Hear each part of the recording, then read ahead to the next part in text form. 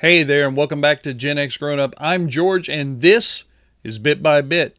Up today, 8-Bit Do is back at it again with some new gaming accessories. An iconic horror franchise gets a brand new video game, and I found an interview for one of my favorite game developers of all time. All that, just a little bit more here next on Bit by Bit.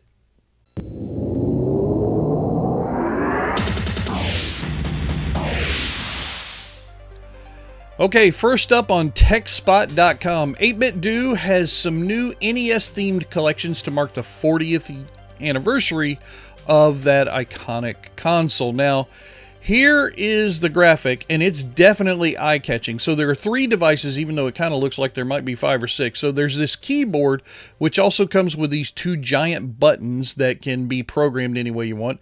This is actually a speaker themed in the NES style. And then there is also this new 8-Bit Do controller. Now, that's the one that I think is the most interesting of all the products that they're talking about. I want to give just a brief mention, though. I'm going to scroll down here to the pricing. Take a look here right now. January 26th when this stuff is coming out. The controller, $80. The speaker for $50. And then that keyboard, that keyboard with those 2 giant buttons right there. You see that correctly, ladies and gentlemen. $500. Now, it's all aluminum. I went and looked at the details and everything, and it does look nice, but $500 for a keyboard? They might have jumped the shark on that one a little bit, ladies and gentlemen, but let's get into the controller, which I think is the most interesting of all the offerings that are going to be coming up. So, it's got the retro-themed docking station. I think, that actually right there is the docking station. So the controller sits inside of it. It's got that Nintendo feel to it. Then it's also got 4 joystick caps and a travel case, which is also nice. But the thing that really caught my eye was this retro receiver right here. I went and looked at the website, and they have some pictures that are here. I think that's it right there in this image.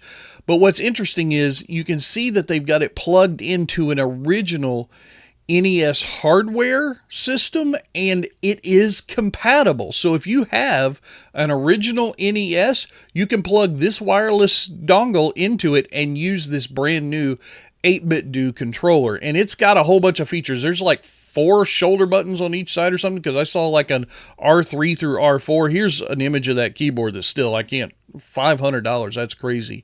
But if you're out for some new gaming tech and you maybe need a new joystick, I'd take a serious look at this one because it is beautiful. It's got all the bells and whistles, and for $80, it's not that bad a price compared to that keyboard.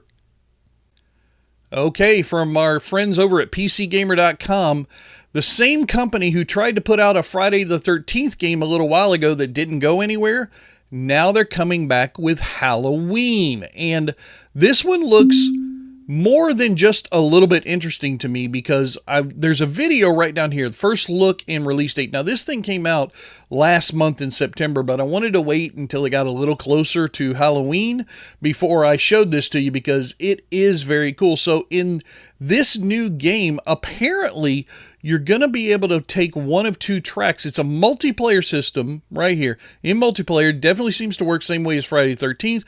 One player is cast as Michael Myers, who has various special skills, abilities, blah, blah, blah. The other 4 are town residents who run around trying to raise the alarm, find weapons and tools that can be used to delay Myers, and survive Halloween until the night is over. Now, I think that really cool thing, one of the abilities that he has, let's see, the shape jump ability. So I watched this trailer, and you definitely need to go check it out. And this trailer is showing PlayStation Play, which is really cool, but everything goes gray and all the people around you are slowed down, and Michael Myers can move fast, and then your play comes back to normal, and it's like to the other people, you just appeared in a new spot, much like Michael Myers would have in the movies, right? Like every time you turned a corner, he was there hiding in the bushes, and then you look away and he'd be gone. That's what this ability is trying to simulate. And I, for one, am looking forward to it. The company is, where is it? I saw it here somewhere. Yeah, Ilphonic. I'm very much looking forward to this game that they're putting out. I can't wait to get a hold of a copy of it myself. But yeah, if you're a Halloween fan, this should be right up your alley. All right, just a quick bit here from GamesRadar.com. Some people have saved an NES and an SNES game from being destroyed forever. So right down here, they've officially acquired the rights and preserved the unreleased games from Equilibrium, one called Defectors for the NES and one called Warrior of Rome 3 for the Super Nintendo system. They go on to give a little bit more detail about Equilibrium and who they are. Apparently, it's very hard to find information on them. There was a 2006 article, which has a link right here. And then they go on to give a little bit about the games. The one that caught my eye mostly is Defectors because it's similar to Berserk, which is one of my favorite games of all time. You shoot small robots from a top-down perspective. Key feature here was 4-player multiplayer. That's the thing that caught my eye. Can you imagine Berserk but 4-player multiplayer?